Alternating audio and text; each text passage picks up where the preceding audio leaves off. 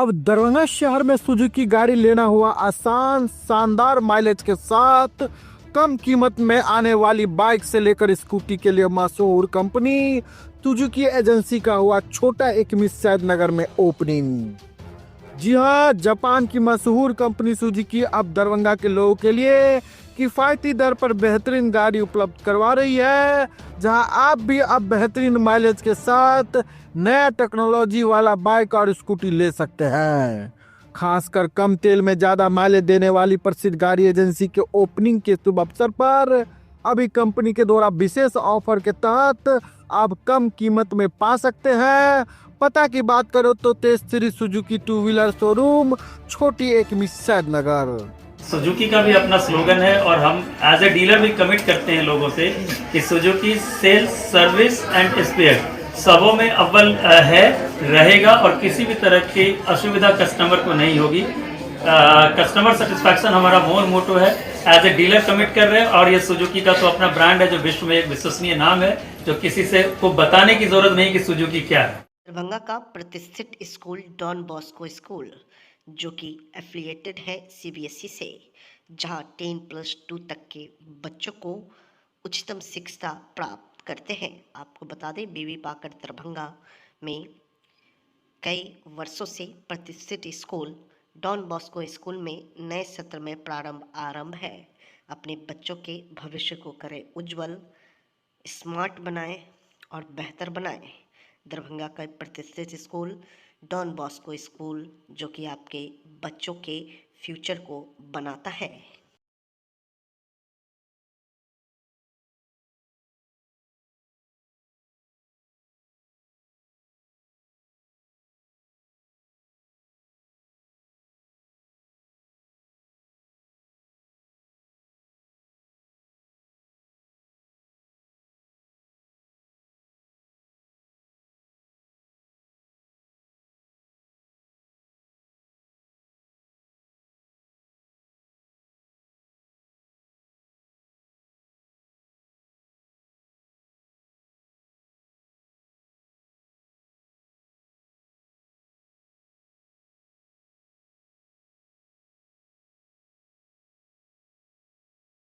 पंचोब में मेधा सम्मान समारोह में मेधावी छात्रों को किया गया सम्मानित।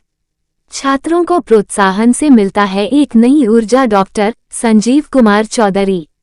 आज सीपीआई के कद्दावर नेता रहे कॉमरेड विमलकांत चौधरी जी के तीसरी पुण्यतिथि के अवसर पर शैल विमल स्वास्थ्य एवं समाज सेवा संस्थान के तत्वाधान में पंचोब मुखिया राजीव कुमार चौधरी के आवास पर संस्थान के अध्यक्ष व वरिष्ठ डॉक्टर संजीव कुमार चौधरी के तत्वाधान में डीएन हाई स्कूल के 400+ नंबर लाने वाले 3 दर्जन से ऊपर छात्रों को व पूरे राज्य स्तर के चौथे टॉपर रत्नेश कुमार और जिला के दूसरे टॉपर आफरीन प्रवीण आदि छात्रों को प्रशस्ति पत्र देकर सम्मानित किया गया।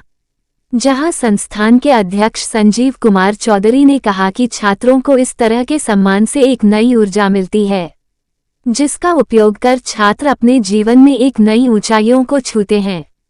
हमारी संस्थान हर समय में समाज के हर वर्गों के साथ खड़ी रहती है। हम लोग कोरोना काल में भी लोगों की जन सेवा किया, साथ ही समय समय पर जरूरतमंदों के बीच दवा, कंबल इत्यादि का वितरण भी करते रहते हैं। लेकिन आज हम लोग भी काफी उत्साहित हैं कि हम लोग इस तरह से मेधावी छात्रों को सम्मानित कर रहे हैं। ये छात्र इस सम्मान समारोह से की नई ऊर्जा लेकर अपने जीवन में बड़ा कार्य करेगा। वह भी अपने आने वाले पीढ़ी को इसी तरह से उत्साहित करते रहेगा। उन्होंने अच्छा प्राप्तांक लाने वाले छात्रों, उनके अभिभावकों और डीएन हाई स्कूल के सभी शिक्षकों को धन्यवाद दिया। हाई स्कूल के प्रधानाध्यापक सहित सभी शिक्षकों को भी सम्मान किया।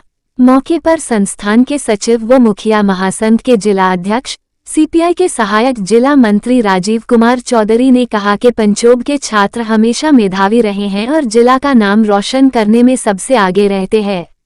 आज इसी कड़ी में हम लोग इस मेधावी छात्रों को सम्मानित कर रहे हैं। इसी गांव से पढ़कर डॉक्टर संजीव कुमार चौधरी ने चेकोस्लोवाकिया जैसे देश में जाकर डॉक्टर की उपाधि हासिल कर फिर से आकर यहां के लोगों का सेवा कर रहे हैं।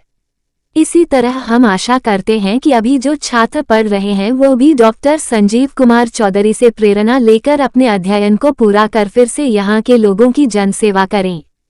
यही उनके जीवन की सार्थकता भी होगी। मौके पर पूर्व प्रोफेसर समाजसेवी साहित्यकार डॉक्टर शून्य उषा चौधरी, प्रधानाध्यापक मो शून्य मसूद अख्तर, सुबोध चौधरी, पंचायत समिति सदस्य रोहित चौधरी, पैक्स अध्यक्ष पंकज चौधरी, वार्ड सदस्य प्रतिनिधि गौतम कांत चौधरी, एआईएफएफ के राज्य सह सचिव शरद कुमार सिंह, जिला अध्यक्ष अरशद सिद्दीकी, सरोज मिश्र, रामबाबू चौधरी, परिपूर्णानंद चौधरी आदि उपस्थित होकर छात्रों को प्रोत्साहित किया। महसूस कर रहा हूँ कि इन बच्चों की वजह से आज मुझे भी सम्मानित किया गया। मुझे अभी 1 साल होने जा रहा है पंचोब DN हाई स्कूल में आए हुए, और मैं लगातार इसी कोशिश में था कि बच्चों का रिजल्ट अच्छा हो। बच्चे स्कूल में बहुत कम आते थे, लेकिन फिर हम लोगों के प्रयास से टीचर हमारे जितने हैं, हमारे किराने बाबू हैं, सब लोगों ने एक साथ कोशिश किया और बच्चों को लाना शुरू किया। फिर भी बच्चे उतने नहीं आए, लेकिन हम लोगों का पूरी कोशिश रहती थी कि बच्चे 4 बजे तक रहें और पढ़ें। तो पढ़ाई पर हम लोगों ने खास ध्यान दिया और आज यही सफलता मिली है हमको कि आज इन बच्चों की वजह से मुझे भी सम्मानित किया गया है। अपना परिचय दे दीजिए। मेरा नाम Mohammad Masood Akhtar, headmaster DN high school Panchob. क्या कार्यक्रम आप लोग किए हैं, क्या कहेंगे इस पर? जी, आप लोगों को वैसे मालूम ही है कि पिछला 33 वर्षों से तो हमारे भाई साहब डॉक्टर संजीव कुमार चौधरी जी के नेतृत्व में तो हम लोग साल में एक बार शरद महोत्सव मनाते हैं, जिसमें न केवल अपने पंचायत बल्कि 20-21 पंचायत के गरीबों का चयन करके उसको जाड़ा से बचाव के लिए कंबल देते हैं। फिर हम लोग बरसात महोत्सव मनाते हैं लगातार 33-34 वर्षों से। तो उसमें भाई साहब के नेतृत्व में विभिन्न विभाग के डॉक्टर्स रहते हैं, 50 से अधिक पैथोलॉजी कर्मी और मेडिकल कर्मी रहते हैं, और यहाँ मुफ्त में सभी पूरे इलाके के लोगों को इलाज भी किया जाता है, मुफ्त दवाई भी दिया जाता है, ज़रूरत के मुताबिक पैथोलॉजी जांच भी फ्री में कराया जाता है और वो होता था। लेकिन पिछले साल भाई जी का इच्छा हुआ, जो मृत्यु भोज जो हो रहा है, मृत्यु भोज के नाम पर जो अनावश्यक करोड़ों करोड़ रुपया खर्च हो रहा है, तो इसको इस नया मोड़ दिया जाए।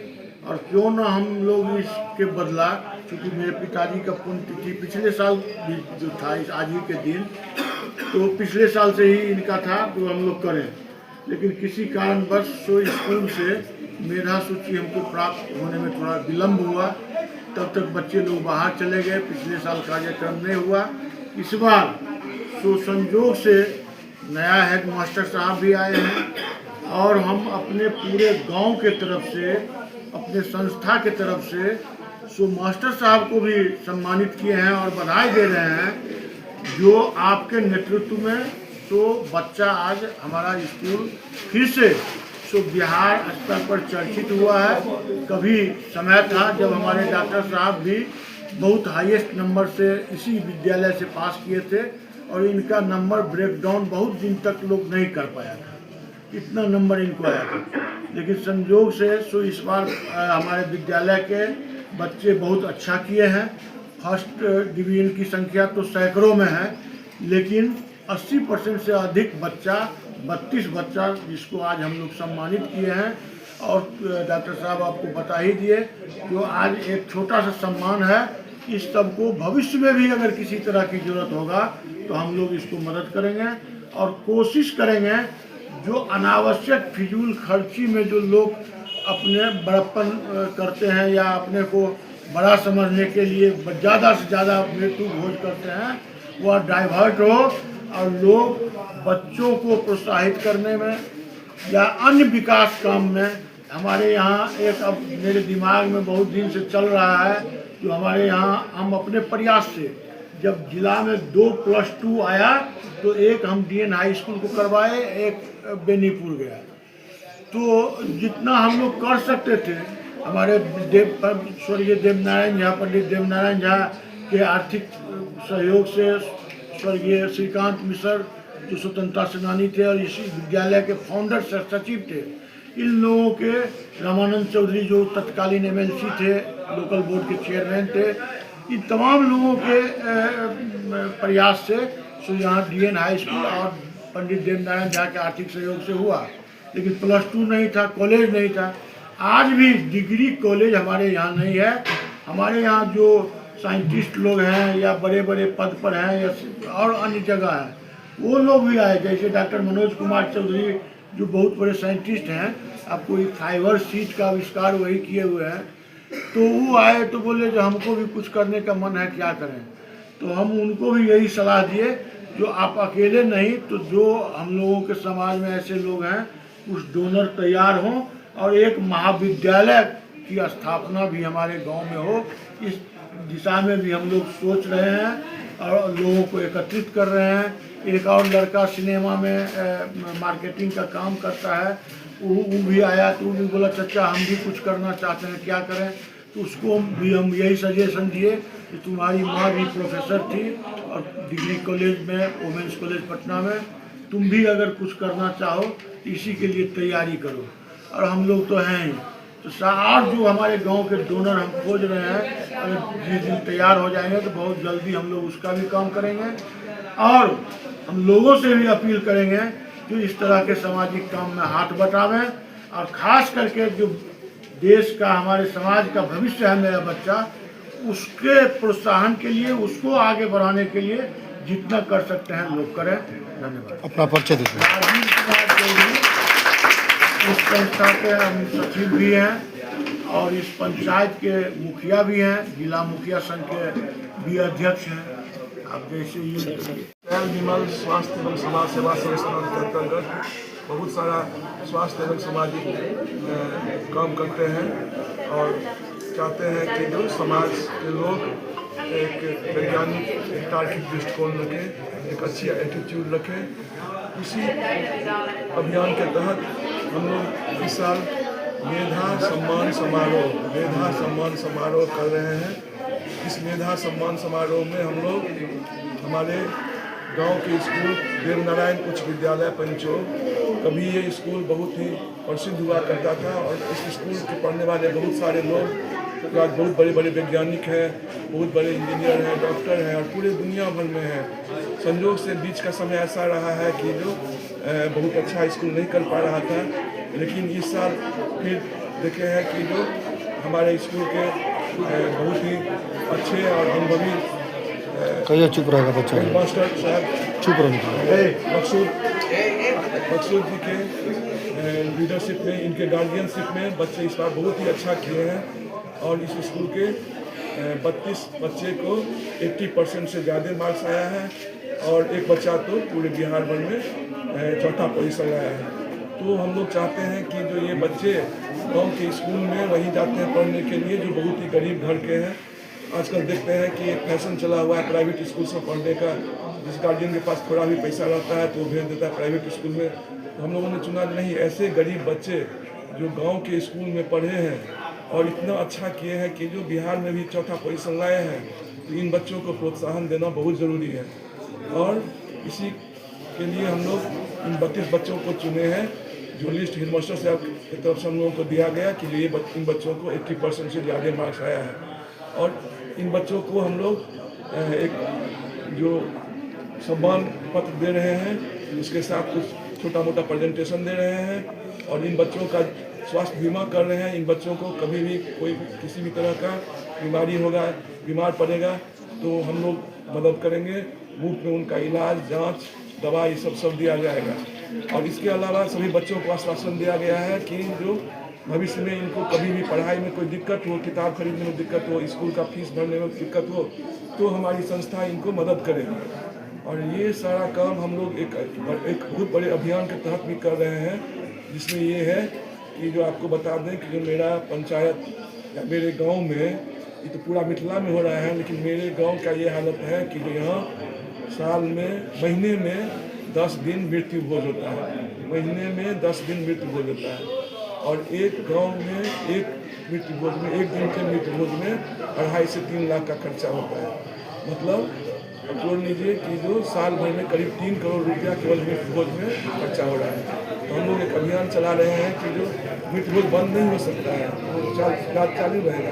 क्योंकि हम लोग चाहते हैं कि जो लोग 2 दिन जो भोज करते हैं, 1 दिन भोज करें और 1 दिन का पैसा गांव के, पंचायत के, इलाके के विकास के लिए जो लोग गरीब लोग हैं, जो गरीब बच्चे हैं, जो नहीं पढ़ रहे हैं, उनकी मदद करें। जो गरीब विधवाएँ हैं, गरीब अपंग लोग हैं, जिनको कोई सहारा नहीं है, जो बेरोजगार लोग हैं, उन लोगों को मदद करें, आर्थिक मदद करें। उसी मतलब श्राद्ध समारोह के अंतर्गत ही 1 दिन भोज करें गाँव का और 1 दिन के खर्चे से ये गाँव में सामाजिक कार्य करें। देखिए हम लोगों को सफलता मिलती है कि नहीं, लेकिन हम लोग कोशिश कर रहे हैं। आप लोगों को भी बहुत बहुत धन्यवाद। अपना परिचय दे दीजिए। मेरा नाम संजीव कुमार चौधरी है। मैं पेशे से चिकित्सक हूँ और सियाल विमल समाज सेवा संस्थान का अध्यक्ष। आप इस पर मेरा नाम आफरीन परवीन है। मैं मेरे स्कूल का नाम +2 देवनार हाई स्कूल पंचोब दरभंगा और इसके बाद मैं जो इतना अंक जो प्राप्त की हूँ, यानी कि स्टार्टिंग से ही सारे विषय पे यानी कि ध्यान देती थी और सारे टीचर्स से भी यानी कि सपोर्ट मिला और यानी कि अपने जहाँ मैं जिस संस्था में पढ़ती थी वहाँ से भी यानी कि सपोर्ट मिला और स्कूल से भी सारे sir, Fayaz sir, Mahesh sir, सारे सर यानी कि बहुत सपोर्ट किए और इसलिए इतना अंक यानी कि 475 यानी कि प्राप्त हूँ। इसलिए यानी कि अपना सफलता का श्रेय मैं अपने पेरेंट्स और भाई बहन सबको यानी कि देना चाहिए। सारे लोगों ने सपोर्ट किया है जितना हो सके, सब ने यानी कि और अपना भी मेहनत था कि हमें कुछ करना है। हमारा भी गोल था कि हम यानी कि इतना अंक प्राप्त करें, यानी कि हमारा गोल था कि 450 प्लस आना चाहिए और इतना यानी कि और ज़्यादा ही बहुत ही खुशी मिल रही कि इतना ज़्यादा अंक प्राप्त हुआ और साथ ही साथ सबका धन्यवाद करना चाहती जो भी हमारे लिए इतना। अभी जो आपको सम्मानित किया गया, कहाँ पर सम्मानित किया गया, किनके द्वारा? हमें यानी कि हमारे जो पंचोब के जो मुखिया है राजीव चौधरी जी के द्वारा किया गया। अपने जूनियर को क्या कहिएगा? अपने जूनियर बच्चों को क्या कहिएगा? जी हम यानी कि कहना चाहते हैं जैसे जो भी जूनियर लोग हैं वो ज़्यादा से ज़्यादा जो भी जिस भी संस्था में पढ़ते हैं जो भी होमवर्क दिया जाता है उसे 100% कंप्लीट करें ताकि वो बहुत ही हमसे भी ज़्यादा अच्छा मार्क्स ला सके और हमसे भी बेहतर कर सके और साथ ही साथ अपना भी गोल बनाए कि हमें क्या करना है और साथ ही साथ ये भी ज़रूरी होता है कि हमें टाइम को मैनेजमेंट करना चाहिए कि हम किस तरह से पढ़ाई करें कि हम हर सिलेबस में अच्छा मार्क्स ला सकें। अगर इस तरह से अगर कोई बच्चे पढ़ाई करेंगे तो हमसे भी अच्छा बेहतर मार्क्स ला सकते हैं। नाम बताइए। आफरीन परवीन। पिता का नाम? मोहम्मद इश्तियाक खान। घर बगला कमलपुर। अच्छा, किस स्कूल से पढ़े हैं और किस तरह का पढ़ाई किए हैं आप जो स्टेज टॉपर बने हैं, क्या कहेंगे इस पर आप? जी नमस्ते जी, मेरा नाम रत्नेश कुमार है। मेरा विद्यालय का नाम +2 देवनार विद्यालय पंचोब है। मैंने इस वर्ष माध्यमिक परीक्षा में कुल 486 अंक प्राप्त किए हैं और पूरे राज्य में मुझे 4था स्थान और अपने दरभंगा जिला में 1म स्थान मिला है। इस सफलता का श्रेय मैं अपने पूरे परिवार के, खासकर अपने माता पिता और दादाजी और जो विद्यालय के शिक्षक फयाज सर और महेश सर को देना चाहता हूँ और संस्कृत शिक्षक जीत सर को, क्योंकि उन्हीं के मार्गदर्शन से इन तीनों विषयों में मुझे 99 आउट ऑफ 100 प्राप्त हुआ। पिताजी आपके क्या करते हैं? मेरे पिताजी ग्रामीण हाट में सब्जी बेचते हैं। ग्रामीण हाट में सब्जी बेचते हैं। किस तरह पढ़ाई किए आप? जी शुरू से ही इतना गोल था जो 450 प्लस लाना है। फिर आगे स्कूल के सर के द्वारा बहुत ही मोटिवेट किया गया जो टॉप 10 में आने का कोशिश करो, तो लास्ट में कुछ ज़्यादा मेहनत किए तो उसका परिणाम यही आया। क्या नाम है आपका? मेरा नाम रत्नेश कुमार। पिताजी का नाम? श्रीनाथ घर? शिवराजपुर। मैं अपने ग्रामीण स्कूल जो जिसका नाम है +2 DN हाई स्कूल पंचोब से पढ़ा हूँ और यहाँ पर मैं 10th की एग्ज़ाम में 461 नंबर प्राप्त किया हूँ। मेरे अपने जीवन में एक मतलब हम अपने 9th से ही सोच रखे थे जो हमें कुछ अच्छा करना है और गोल था जो 450 प्लस लाना है। इसमें हम 461 अंक प्राप्त किए हैं और कुछ नंबर से हम टॉपर लिस्ट में छूट गए। क्या नाम हुआ? वरुण कुमार शिवम। पिता का नाम? श्री गणेश पासवान। घर Harichandra. School +2 DN high school Panchob. Bihar सरकार एवं जिला प्रशासन दरभंगा एवं महिला एवं बाल विकास निगम के संयुक्त तत्वाधान में दरभंगा के लहरियासराय स्थित पुलिस लाइन में पालना घर का उद्घाटन किया गया। संयुक्त रूप से फीता काटकर दरभंगा के जिलाधिकारी राजीव रोशन और दरभंगा के वरीय पुलिस अधीक्षक जगुनाथ रेड्डी के द्वारा बुधवार को।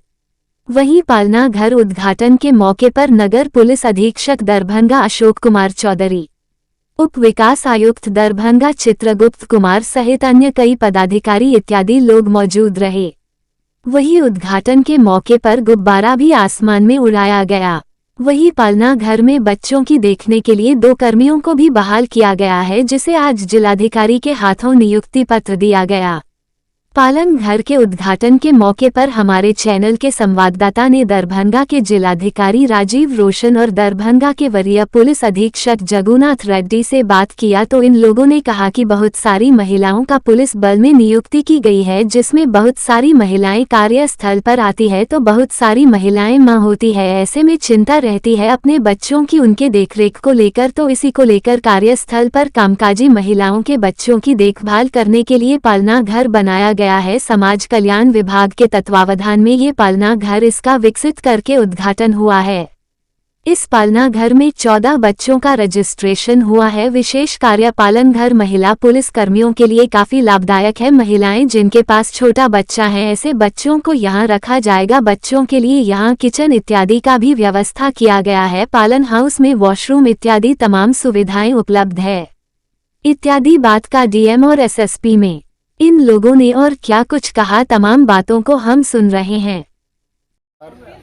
सुरक्षा देने के लिए और कल्याणकारी भावना से लगातार कार्य कर रही है। आप देखेंगे कि जिस प्रकार से महिला बल एवं सभी सरकारी नौकरियों में महिलाओं को आरक्षण दिया गया है, उसके बाद से महिलाओं की संख्या बढ़ी है।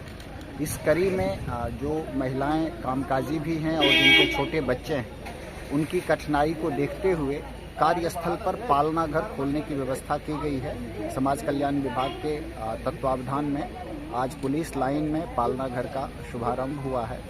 जो पुलिस में महिला बल हैं, पुलिसकर्मी हैं या अधिकारी हैं, वो जब काम पे जाती हैं तो अपने बच्चों को यहाँ पालना घर में छोड़ करके अपने काम पे निश्चिंत होकर जा सकती हैं। और पालना घर में हर प्रकार की व्यवस्था है, जैसा कि ब्रेस्ट फीडिंग देखिएगा, किचन की व्यवस्था है, टॉयलेट बाथरूम की व्यवस्था है।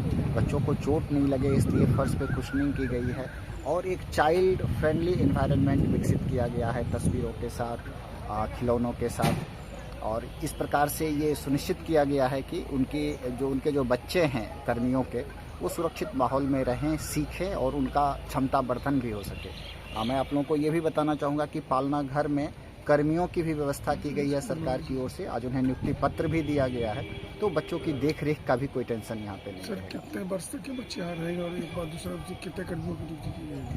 आज हम लोग यहाँ पर 2 कर्मियों की यहाँ पर आज हम लोग व्यवस्था किए हैं, जो यहाँ पर जब भी बच्चे रहेंगे तो उनकी देख रेख के लिए रहेंगे।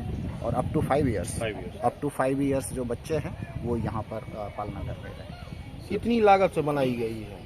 1000 रुपये। ये इसको विकसित करने में 3,96,000 रुपये की लागत आई। पुलिस लाइन में ये महिला पुलिसकर्मी के लिए जो बच्चे रहते हैं उनका काम करने में बहुत कठिनाई होता है। बच्चे को लेके वो लोग परेशान रहते हैं और ये उद्घाटन होने से उनका एक यहाँ व्यवस्था देने से बच्चे यहाँ रह सकते हैं। उनका जो टेंशन होता है काम में, बच्चे को यहाँ छोड़ के आराम से वो काम भी कर सकते हैं। और यहाँ सारा चीज़ व्यवस्था कर दिया गया, देखने के लिए 2 कर्मी को नियुक्त कर दिया गया है और बहुत सारे सामान दिया गया है और किचन की व्यवस्था है और वॉशरूम और ब्रेस्ट फीडिंग का भी व्यवस्था है। यहाँ जो रूम बनाया गया है, अभी 14 लोगों का रजिस्ट्रेशन हुआ है, 10 बच्चे आज स्टार्ट हुआ है।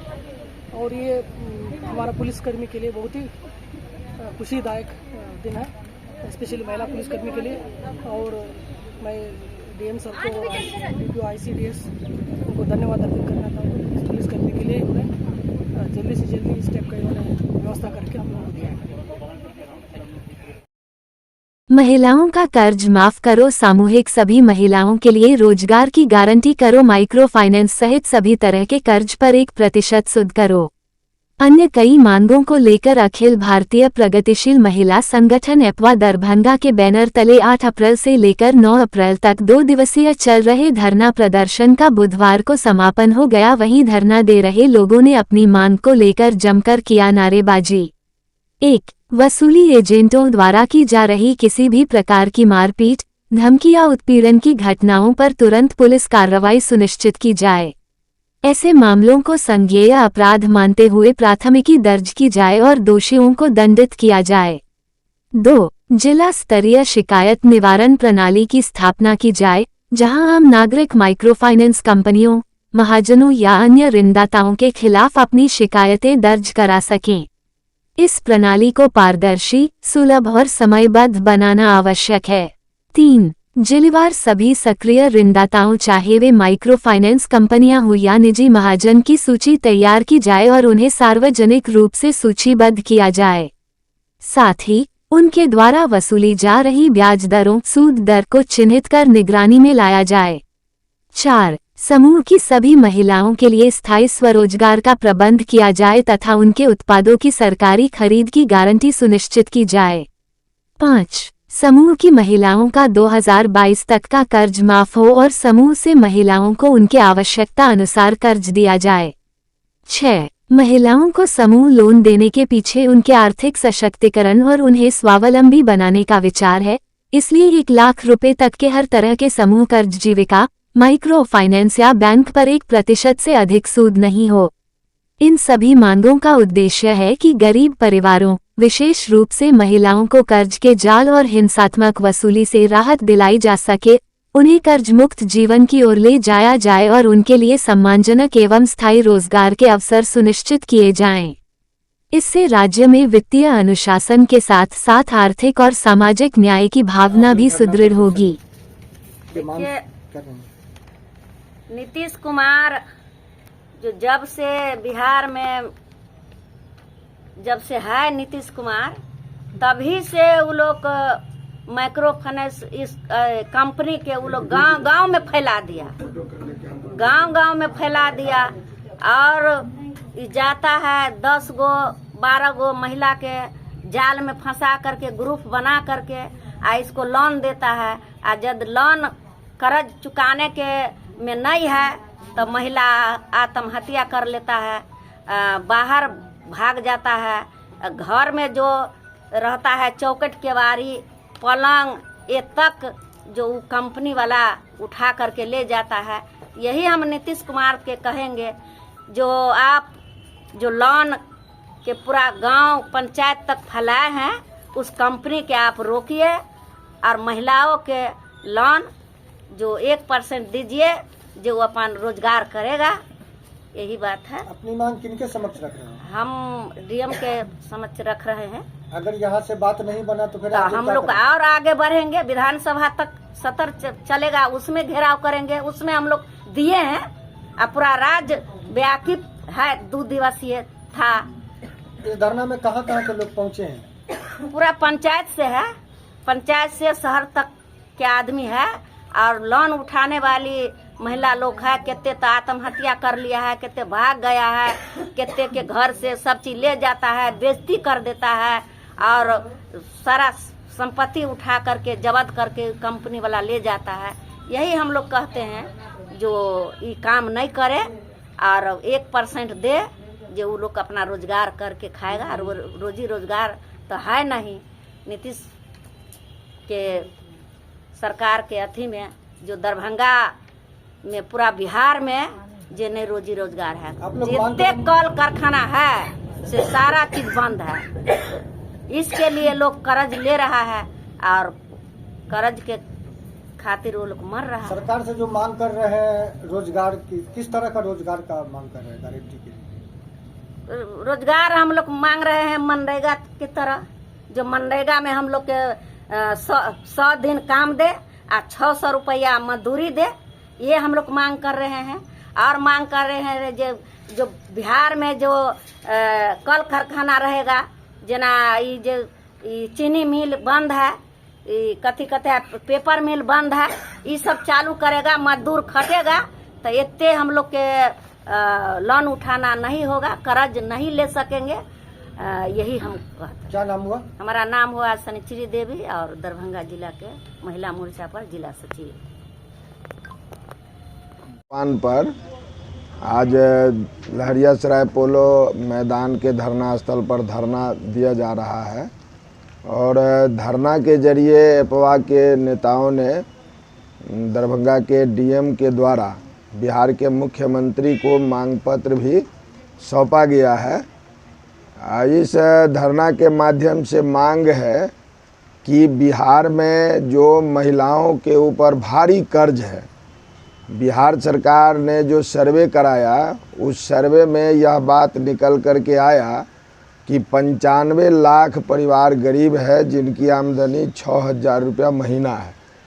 तो जाहिर सी बात है कि गरीबी में जीवन जीने के लिए लोगों को कर्ज लेना पड़ रहा है। तो भारी कर्ज के तले बिहार में महिलाएं दब चुकी है। सरकार जो 2 लाख रुपया दिया देने की घोषणा किया था वह भी नहीं दे पा रही है। महिलाएं कर्ज से परेशान है। तो इसके खिलाफ एपवा ने सरकार से मांग किया है कि महिलाओं पर जो कर्ज है वो माफ़ करो। इसी देश के अंदर भाजपा की सरकार अडानी अंबानी का करोड़ों रुपए का लोन माफ़ कर रही है, तो बिहार में महिलाओं का कर्ज माफ़ी क्यों नहीं हो सकता है? तो कर्ज की माफ़ी करो। लगातार बिहार के अंदर महिलाओं बच्चियों पर बलात्कार और हत्या का पूरा बाढ़ आ गया है। लगता है कि नीतीश जी का जो पूरा कानून का जो राज था वो पूरी तरह इनका जो माने शासन का प्रभाव था खत्म हो गया है। और पूरा ही एक जो मनुस्मृति जो भाजपा का जो महिलाओं के प्रति जो सोच है वो सोच पूरा ही बिहार में उजागर हो रहा है। छोटी छोटी बच्चियों के साथ बलात्कार हो रहा है और बलात्कार करके उसकी हत्या कर दी जा रही है। तो ये बेटी बचाओ बेटी पढ़ाओ का जो नारा है वो पूरी तरह से उलट गया है। और बलात्कारियों के पक्ष में जुलूस भाजपा आरएसएस के लोग निकाल रहे हैं, बलात्कारियों को महिमा मंडित कर रहे हैं। तो यह नहीं चलेगा। ये महिलाएं नारा दे रही है कि महिला हिंसा पर रोक लगाओ और महिलाओं के कर्ज माफ़ करो। जीवन यापन के लिए 1% सूद पर उनको लोन का व्यवस्था करो ताकि वो महिलाएं स्वरोजगार कर सके। और बिहार के अंदर यह भी महिलाएं कह रही है कि यदि सरकार हमारे इन मांगों को पूरा नहीं करेगी तो आने वाला जो 2025 होगा इस सरकार को हम सबक सिखाएंगे और हमारे सवालों पर जो बात करेगा उसके साथ हम मजबूती के साथ खड़े होंगे। महिलाएं अपने वोट से सरकार को बदल देगी। महिलाओं को के कर्ज माफ़ी का सवाल। जी अपना परिचय दे दें। वैद्यनाथ यादव, भाकपा माले, जिला सचिव। महिलाओं का कर्ज माफ करो, सामूहिक सभी महिलाओं के लिए रोजगार की गारंटी करो, माइक्रो फाइनेंस सहित सभी तरह के कर्ज पर 1% सूद करो। अन्य कई मांगों को लेकर अखिल भारतीय प्रगतिशील महिला संगठन एपवा दरभंगा के बैनर तले 8 अप्रैल से लेकर 9 अप्रैल तक 2 दिवसीय चल रहे धरना प्रदर्शन का बुधवार को समापन हो गया। वहीं धरना दे रहे लोगों ने अपनी मांग को लेकर जमकर किया नारेबाजी। 1. वसूली एजेंटों द्वारा की जा रही किसी भी प्रकार की मारपीट, धमकी या उत्पीड़न की घटनाओं पर तुरंत पुलिस कार्रवाई सुनिश्चित की जाए। ऐसे मामलों को संज्ञेय अपराध मानते हुए प्राथमिकी दर्ज की जाए और दोषियों को दंडित किया जाए। 2. जिला स्तरीय शिकायत निवारण प्रणाली की स्थापना की जाए, जहां आम नागरिक माइक्रोफाइनेंस कंपनियों, महाजनों या अन्य ऋणदाताओं के खिलाफ अपनी शिकायतें दर्ज करा सकें। इस प्रणाली को पारदर्शी, सुलभ और समयबद्ध बनाना आवश्यक है। 3. जिलेवार सभी सक्रिय ऋणदाताओं चाहे वे माइक्रो फाइनेंस कंपनियां हो या निजी महाजन की सूची तैयार की जाए और उन्हें सार्वजनिक रूप से सूचीबद्ध किया जाए। साथ ही उनके द्वारा वसूली जा रही ब्याज दरों, सूद दर को चिन्हित कर निगरानी में लाया जाए। 4. समूह की सभी महिलाओं के लिए स्थायी स्वरोजगार का प्रबंध किया जाए तथा उनके उत्पादों की सरकारी खरीद की गारंटी सुनिश्चित की जाए। 5. समूह की महिलाओं का 2022 तक का कर्ज माफ हो और समूह से महिलाओं को उनके आवश्यकता अनुसार कर्ज दिया जाए। 6. महिलाओं को समूह लोन देने के पीछे उनके आर्थिक सशक्तिकरण और उन्हें स्वावलंबी बनाने का विचार है, इसलिए 1 लाख रुपए तक के हर तरह के समूह कर्ज जीविका, माइक्रो फाइनेंस या बैंक पर 1% से अधिक सूद नहीं हो। इन सभी मांगों का उद्देश्य है कि गरीब परिवारों, विशेष रूप से महिलाओं को कर्ज के जाल और हिंसात्मक वसूली से राहत दिलाई जा सके उन्हें कर्ज मुक्त जीवन की ओर ले जाया जाए और उनके लिए सम्मानजनक एवं स्थायी रोजगार के अवसर सुनिश्चित किए जाएं। इससे राज्य में वित्तीय अनुशासन के साथ साथ आर्थिक और सामाजिक न्याय की भावना भी सुदृढ़ होगी।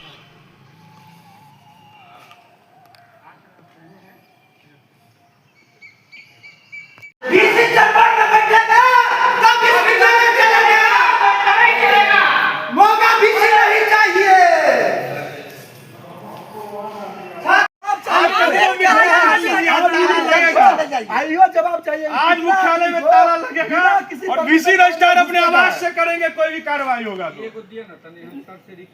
नहीं ये रिसीव न करब, हम सब रिक्वेस्ट करें। आ सब कोई कहते याद कर लिया जे विषय की बड़का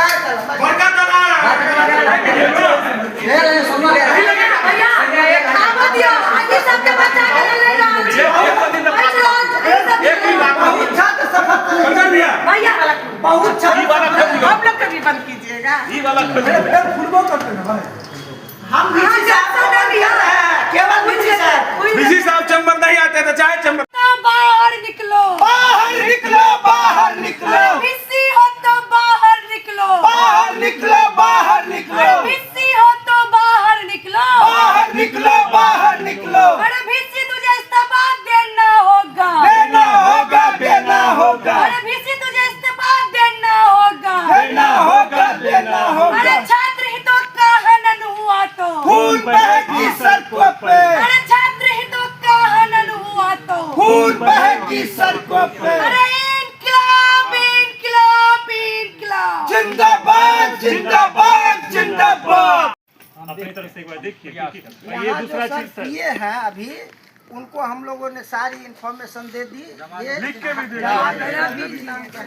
तो उनको दे दी, उसके बाद उनका कोई रिस्पांस नहीं आ रहा। दूसरा कौन कौन यहाँ पे परमिशन फ्री किया गया है जाने के लिए? कितने लोग इधर बाहर खड़े हैं, सामने में ये लोग घुसा दिए बिना। अभी आप लोग कुलपति आवास पर हैं। कुलपति आवास पे नहीं आए थे। एक्चुअली मामला था सीएम लॉ कॉलेज से जुड़ा हुआ। पूर्व में भी सीएम लॉ कॉलेज पे जो मामला चल रही है हाई कोर्ट में, वो हम ही दायर किए हुए हैं। हमारे द्वारा ही PIL दायर किया गया था, जिसके बाद से 5 साल तक उस कॉलेज का नामांकन बंद रहा।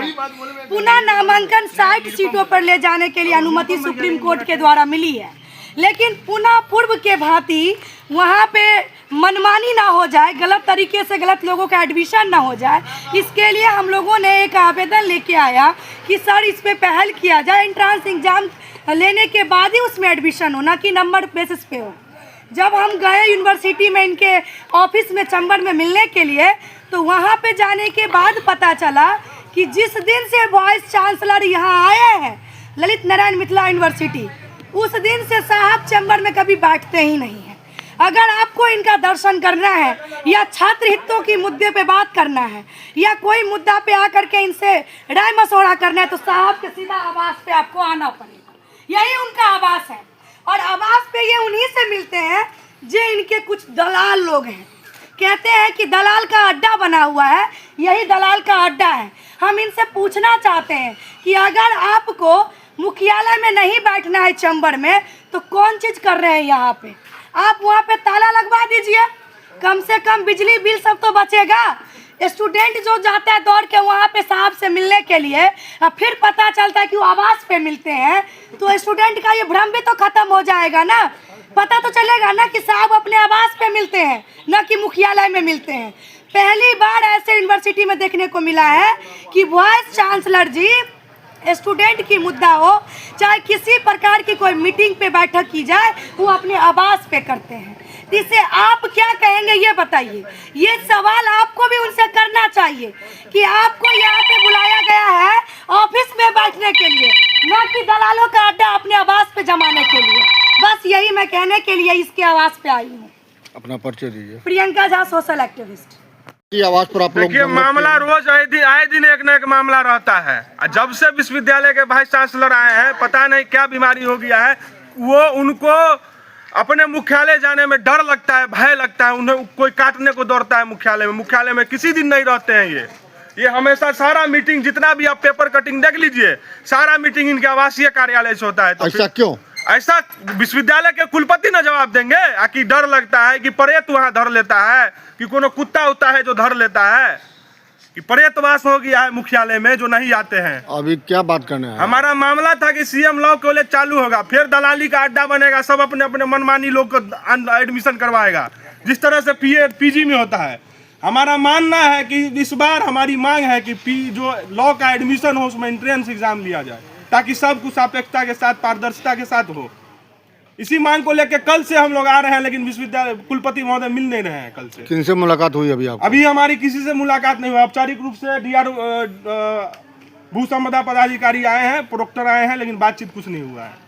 अपना परिचय दीजिए। कुणाल पांडे, पूर्व विश्वविद्यालय अध्यक्ष, जन अधिकार छात्र परिषद। क्या आप लोग यहाँ कुलपति आवास पर अभी हैं? हम लोग ललित नारायण मिथिला यूनिवर्सिटी के वाइस चांसलर के आवास पे है, और छात्रों के द्वारा लगभग कई महीनों से 6-7 महीनों से हम लोगों का ये कंप्लेन आ रहा था हम लोगों के पास, जो कुलपति महोदय अपने कार्यालय में नहीं बैठते हैं और छात्रों के समस्याओं से रूबरू नहीं होते हैं, और विश्वविद्यालय में लगातार छात्रों की समस्याओं का अंबार लगा हुआ है। भ्रष्टाचार चरम पर है, दलाली प्रथा एक्सट्रीम लेवल को भी क्रॉस कर चुका है।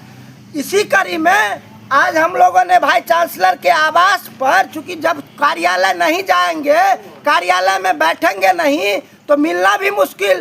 पहले कार्यालय गए, वहां पता चला भाई चांसलर महोदय नहीं है, आवास पे है, फिर आवास पे आए। कल अपॉइंटमेंट भी मैंने लिया था, और जब यहाँ मिलने आए तो उन्होंने हम छात्र प्रतिनिधियों से, छात्रों से, छात्र नेताओं से मिलने तक का जो है सो मतलब उनको समय नहीं है। इसीलिए आज हम लोग अब यहाँ अभी आवास पे है, यहाँ से हम लोगों की छात्र हित में अब आगे की एक योजना बनेगी, और विश्वविद्यालय ललित नारायण मिथिला विश्वविद्यालय के हित के लिए, छात्रों, यहाँ करोड़ों छात्रों के भविष्य के लिए आज से हम लोग फिर एक नए आंदोलन का आगाज करेंगे। और आपको एक बात और बता दे, हम लोगों को जानकारी मिली जो भाई चांसलर महोदय के फादर इन लॉ एक्सपायर कर गए हैं, ये जानकारी कल भी मिली, जो आज इस बहाने से नहीं मिलेंगे। आज का समय मिला, जब आज आए हैं तो आज भी यही बहाने, तो हम लोगों को लगा ठीक है शोकाकुल परिवार है, हो सकता है नहीं मिलेंगे। इतना ही देर में हम लोग बाहर खड़े हैं कि देखते हैं 2-3 आदमी अंदर सीधे आया, वहाँ गार्ड को ऐसे बोला है खोलो खोलो, उन्होंने खोला और अंदर चले गए। उसके बाद हम लोगों ने पता किया जो कौन है, तो उधर से कोई आकर के कह रहा है भैया यही लोग तो दलाल है, उधर से कोई आके कह रहा है भैया ये तो जो अंदर में है उनके रिलेटिव है। पता नहीं कैसे कैसे लोगों से भाई चांसलर महोदय अपने आवास में मिलते हैं, और छात्र नेताओं से नहीं मिलते हैं, छात्रों से नहीं मिलते हैं। आखिर विश्वविद्यालय को किस स्थिति में ले जाना चाहते हैं, समझ से परे है। जब कार्यालय में भाई चांसलर नहीं बैठेंगे यूनिवर्सिटी में, तो उस यूनिवर्सिटी का क्या दुर्दशा हो सकता है, ये आप बखूबी समझ सकते हैं। तो ये आप मीडिया के माध्यम से यहाँ के जितने जनप्रतिनिधि हैं, जो सीनेट के मेंबर है, जो सिंडिकेट के मेंबर है, मेरा सबसे अनुरोध है, जो मिथिला विश्वविद्यालय ये मिथिला क्षेत्र के लोगों के लिए एक बहुत बड़ा धरोहर है। हमारे घर के बच्चे पढ़ते हैं इसमें, मध्यम वर्गीय बच्चे पढ़ते हैं, इसको संरक्षित करने की जरूरत है। आज इस संस्था पे बहुत बड़ा खतरा मंडरा रहा है, उस खतरा को हम लोग चुनौती के रूप में लेकर के लड़ने का काम करेंगे। कोई भी हो, भाई चांसलर हो, किसी भी ओहदे का पदाधिकारी हो, अगर छात्र हित में अपने कार्यालय में नहीं बैठेंगे, छात्रों के सवालों पे छात्रों से मिलेंगे नहीं, छात्र के प्रतिनिधियों से नहीं मिलेंगे, तो उनको यहाँ रहने का कोई जगह नहीं है। चाहे तो वो अपने नौकरी से रिजाइन कर दे, या फिर विधिवत विश्वविद्यालय को कार्यालय में बैठ के संचालित करे। अपना परिचय दीजिए। दीपक झा, छात्र नेता। धरती बचाओ सामूहिक धरना। आज धरती बचाओ पर्यावरण बचाओ कार्यक्रम के तहत सामूहिक धरना का आयोजन हुआ। रवि के पटवा, पर्यावरणविद, फिल्मकार, समाज सेवी, इतिहासकार ने कहा कि तेलंगाना सरकार ने जो दानवी कृत्य किया उसे कभी माफ नहीं किया जा सकता। विकास के नाम पर वन का सौदा, जंगल को बेचना माफी के काबिल नहीं है। जिस तरह तेलंगाना की सरकार ने रातों रात 50 बुलडोजर सरकारी अमले के साथ भेजकर हैदराबाद के पास जंगल को काटा है, सैकड़ों वृक्षों को धराशायी किया है, वो राक्षसी कार्य है। पशु पंछी क्रंदन करते रहे परंतु इन्हें लेशमात्र दया नहीं आई। राष्ट्रीय पक्षी मोर रोते रहे, हिरण रोते रहे, उनकी रोने की आवाज से आकाश भी थर्रा उठा, परंतु ये आतंकवादियों की तरह विनाश करते रहे। अनेकों पशु पंछी की इन्होंने हत्या कर डाली। इन्होंने हैदराबाद और उसका आसपास के पर्यावरण को बर्बाद किया है। इस वन से हैदराबाद का तापमान 2 डिग्री कम रहता था, उसे नष्ट करने की राक्षसी कोशिश की है। ऐसी सरकार को तुरंत बर्खास्त करना चाहिए। श्री पटवा ने छंद में कहा, देख तेरे संसार की क्या हालत हो गई भगवान, कितना बदल गया इंसान। सूरज न बदला, चांद न बदला, न बदला है आसमान, कितना बदल गया इंसान। कहीं पे झगड़ा कहीं पे दंगा, नाच रहा नर होकर नंगा। डॉक्टर अशोक सिंह ने कहा, रवि के पटवा जलदूत हैं, हमने इनके साथ हजारों वृक्ष लगाए हैं। डॉक्टर विद्यानाथ झा ने कहा, हम पृथ्वीवासी विस्फोट के दहाने पर खड़े हैं। तेलंगाना सरकार की जंगल कटाई का हम पुरजोर विरोध करते हैं। धरती के पर्यावरण से किसी को खेलने का अधिकार नहीं है। जदयू के नेता अवधेश लाल देव ने कहा, हम महान पर्यावरणविद, फिल्मकार, इतिहासकार रवि के पटवा की प्रशंसा करते हैं। इन्होंने माननीय मुख्यमंत्री नीतीश कुमार के जल जीवन हरियाली को बढ़ाते हुए हजारों वृक्ष अपने फंड से लगवाया। दुसाध उत्थान परिषद के अध्यक्ष विजय पासवान ने कहा, हम तेलंगाना कांग्रेसी सरकार की वन के साथ बलात्कार की घोर आलोचना करते हैं। पर्यावरण से खिलवाड़ हम बर्दाश्त नहीं कर सकते। इस सरकार को तुरंत निरस्त किया जाए। प्रसिद्ध फौजदारी वकील छोटे बाबू ने कहा, रवि बाबू के परदादा मूसा शाह दरभंगा के दानवीर के रूप में प्रसिद्ध हैं। इनके पिता वी के पटवा जेपी आंदोलन सेनानी थे, दलितों के महान नेता थे। विजय श्री कमल प्रसाद ने कहा, अनुमुला रेवंत रेड्डी इस्तीफा दें। कांचा गच्छी बावली जंगल के विनाश ने उन्हें मर्माहत कर दिया। उक्त कार्यक्रम की अध्यक्षता रवि के पटवा ने की। धरती बचाओ कार्यक्रम अंबेडकर वी के पटवा सामाजिक न्याय स्मारक, अंबेडकर स्थल, वीआईपी रोड पर संपन्न हुआ।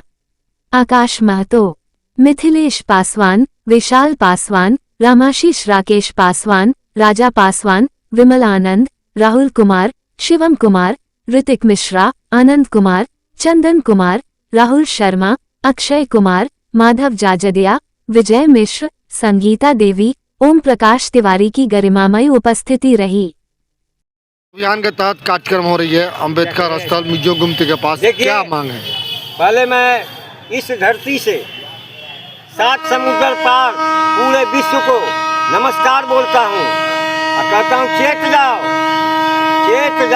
नहीं तो तीसरा विश्व युद्ध जो होगा ना, वो पानी के लिए होगा। जलवायु को बचाओ, प्रकृति को बचाओ, नहीं बचाओगे तो मानव क्यों हो तुम।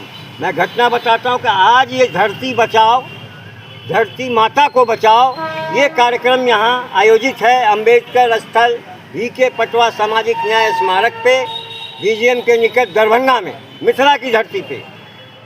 मैं ये संदेश देना चाहता हूँ कि हैदराबाद में, तेलंगाना में जो दुष्ट सरकार, राक्षस सरकार रातों रात डकैत की तरह घुस करके 10,000 करोड़ का सौदा किया विदेशी कंपनी से, क्या करने के लिए? जंगल बेचने के लिए। कहता है विकास करेंगे। अरे विनाश करके विकास का बात तुम करता है? अरे तुम 10,000 क्या 1 अरब करोड़ में भी तुम ऑक्सीजन ले आएगा? तुम हवा को ठीक कर देगा? नहीं, कदाचित नहीं। तुम लोगों ने जो दुष्टता की है, दानवी कुकृत्य किया है, तुमको तो शिव जी भी माफ़ नहीं करेंगे। तुम लोगों को तो नरक में भी ठेल के भेज देगा नीचे यमदूत। साला तुम लोग यहाँ के भी लायक नहीं हैं, क्योंकि इन लोगों ने ऐसे वध किया है किसका? हमारे राष्ट्रीय पक्षी मोर का। उस अरण्य में, उस हैदराबाद के पास जंगल में अनेकों मृग रहते थे, हिरण रहते थे। उस अरण्य में, जंगल में अनेकों अजगर रहते थे, अजगर। अनेकों आपको वहाँ पर हाथी भी रहते थे। वहाँ पर क्या नहीं, पशुओं का वो कहते हैं ना, पशुओं का वो एक पार्क था, पार्क का ये का जंगल था। जहाँ सुबह से शाम कलरव होती थी, खाने की कोई कमी नहीं थी, सरोवर बीच में थे, सब आराम से रहते थे। परंतु इन दुष्टों की नज़र लग गई, गिद्ध नज़र। उस धरती पे जो ऑक्सीजन देता है, हैदराबाद का तापमान 2 डिग्री कम रखता है, वो फेफड़ों में सांसें इंसान को प्रदान करता है जो जंगल, वहाँ पर मात्र एक डील के लिए, करोड़ों रुपया कमाने के लिए इन लोगों ने रातों रात 2 बजे छुट्टी के समय, जब छात्र लोग छुट्टियों पे रहते हैं, हैदराबाद खाली था, छात्रविहीन था, रातों रात डकैत की तरह 50-100 बुलडोजर लेके जंगल में सरकारी अमला घुस गया और हजारों पेड़ काट डाले, सैकड़ों जानवरों के ऊपर से बुलडोजर चला दिया। मेरी आत्मा तड़प गई, मुझे रातों में नींद नहीं आई है। मैंने जो हृदय विदारक ये दृश्य देखा सोशल मीडिया पे, पक्षी रो रहे थे, क्रंदन कर रहे थे, मोर उड़ उड़ के रो रहे थे, मृग आंसू बहा रहे थे, लेकिन इन दुष्टों को पैसे की आगे कुछ भी समझ में नहीं आया। मैं तो ये कहता हूँ, अब इसको याद करके एक ही चीज़ याद आता है, इस धरती को तो बचाना है। लेकिन कहते हैं ना कि एक मुझे गीत याद आ रहा है कि देख तेरे भक्त इंसान की हालत, देख तेरे इंसान की हालत, क्या हो गई भगवान, कितना बदल गया इंसान, कितना बदल गया इंसान। सूरज न बदला, चांद न बदला रे, न बदला रे आसमान, कितना बदल गया इंसान, कितना बदल गया इंसान। फिर है आगे, आया समय बड़ा बेढंगा, आज आदमी बना लफंगा, कहीं पे झगड़ा कहीं पे दंगा, नाच रहा नर होकर नंगा, छली और कपट के हाथों बेच रहा ईमान, कितना बदल गया इंसान, कितना बदल गया इंसान। वहाँ किसकी सरकार है? वहाँ कांग्रेस की सरकार है, दुष्टों की सरकार है, जिसने भारत का बंटवारा किया, जो पूरी भारत को बर्बाद कर दिया इन लोगों ने, गरीबों का हक मार दिया। अगर माओवादी व्यवस्था जो हुई है, ये कांग्रेसियों के देन है, जो वन क्षेत्र को आदिवासियों से छीना। इन लोगों ने तो जो कुकर्म किया है, इसका तो नरकों में जगह नहीं मिलेगा। इस कार्यक्रम में कौन कौन लोग शामिल हुए हैं आपके साथ? देखिए, यहाँ पर माननीय आपको विद्यानाथ साहब हैं, जो MRM कॉलेज के महान प्राचार्य हैं, बॉटनी के भी डॉक्टरेट हैं, विद्वान हैं। डॉक्टर अशोक सिंह साहब हैं, ये आपको बहुत ही नामी विद्वान हैं। अवधेश लाल जी हैं, जदयू से आए हैं, पटना में जदयू के बड़े नेता हैं, और नीतीश जी ने इनको यहाँ भेजा है इस कार्यक्रम में कि जाके जरूर भाग लीजिए।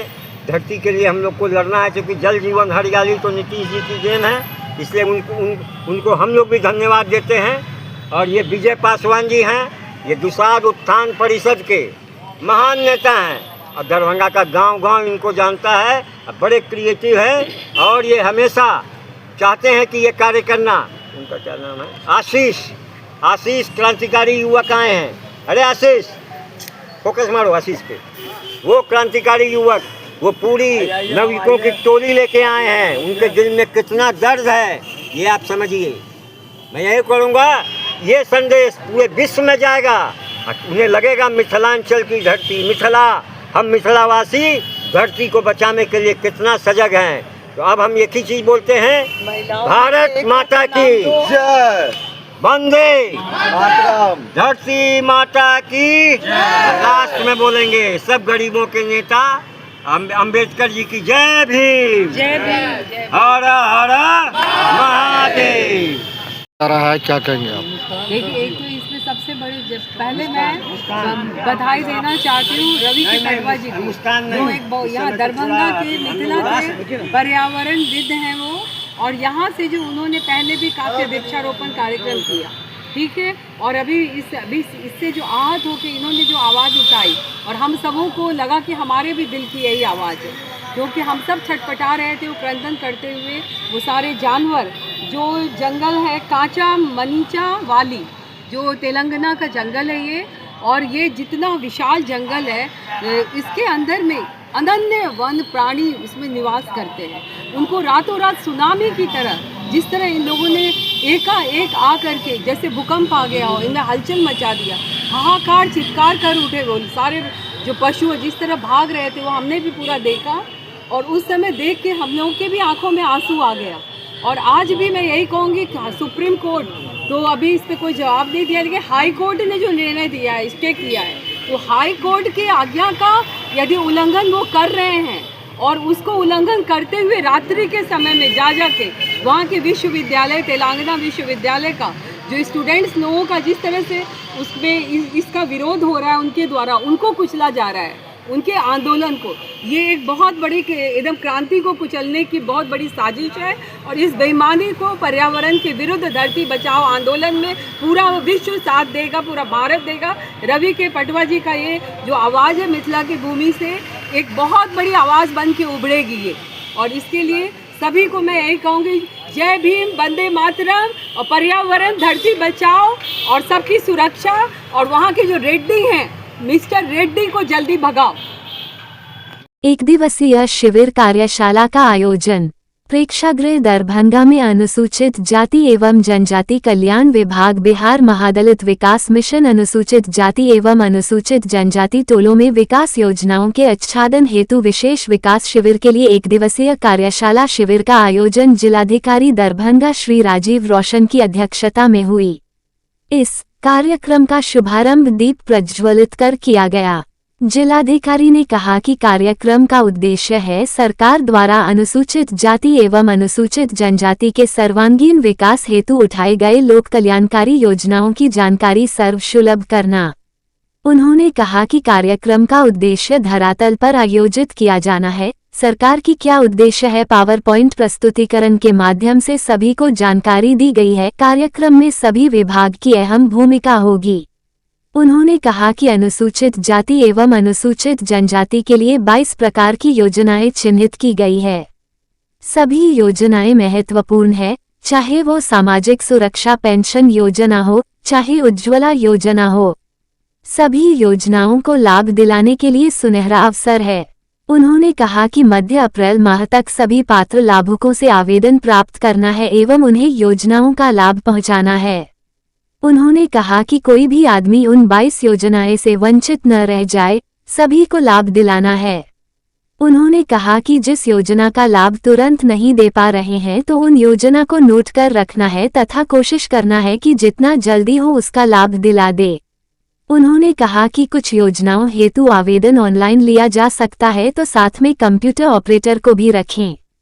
उल्लेखनीय है कि 22 प्रकार की योजनाएं, जिनमें सार्वजनिक वितरण प्रणाली से आच्छादन राशन कार्ड, उज्ज्वला योजना, औपचारिक शिक्षा हेतु विद्यालय में दाखिला, आंगनवाड़ी, जन्म एवं मृत्यु प्रमाण पत्र, आधार कार्ड निर्माण, ई श्रम कार्ड, आयुष्मान भारत कार्ड, स्वास्थ्य कार्ड, प्रधानमंत्री आवास योजना, वास भूमि, सामाजिक सुरक्षा योजनाएं, नल जल योजना, स्वच्छ भारत मिशन ग्रामीण आदि योजनाएं शामिल है।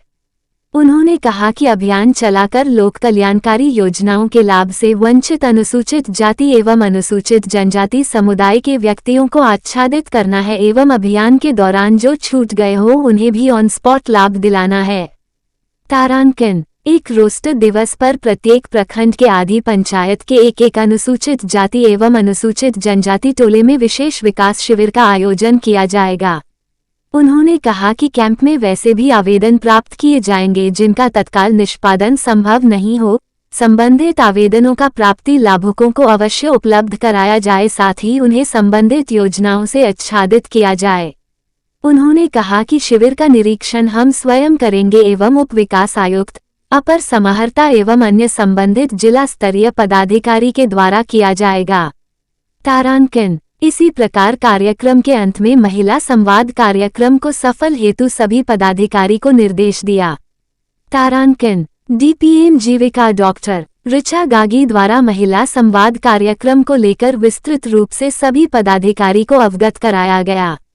तारांकन जिलाधिकारी ने संवाद कार्यक्रम को कार्य योजना बनाकर सफल हेतु निर्देशित किया।